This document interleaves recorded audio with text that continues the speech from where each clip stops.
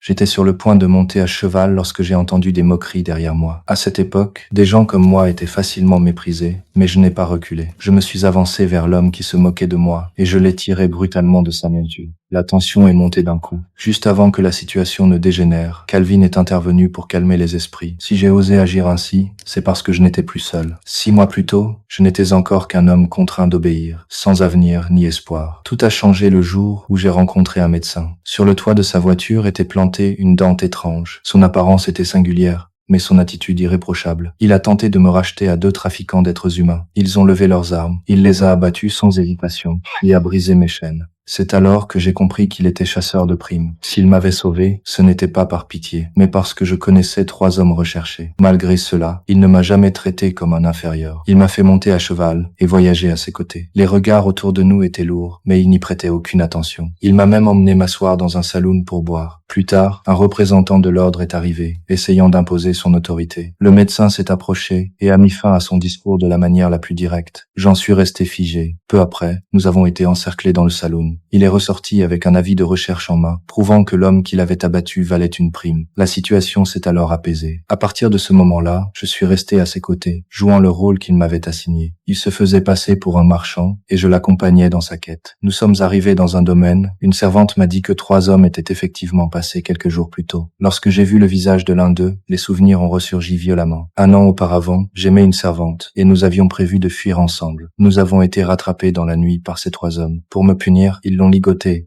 et m'ont forcé à assister à sa souffrance. Je me suis agenouillé, leur demandant de faire payer ma faute à moi seul. Ils ont redoublé de cruauté. Le maître des lieux nous a ensuite séparés et vendus chacun de notre côté. Aujourd'hui, face à eux, la haine m'a envahi. Je n'ai même pas eu le temps de tout raconter au médecin. Je savais seulement qu'à cet instant, je ne reculerai plus.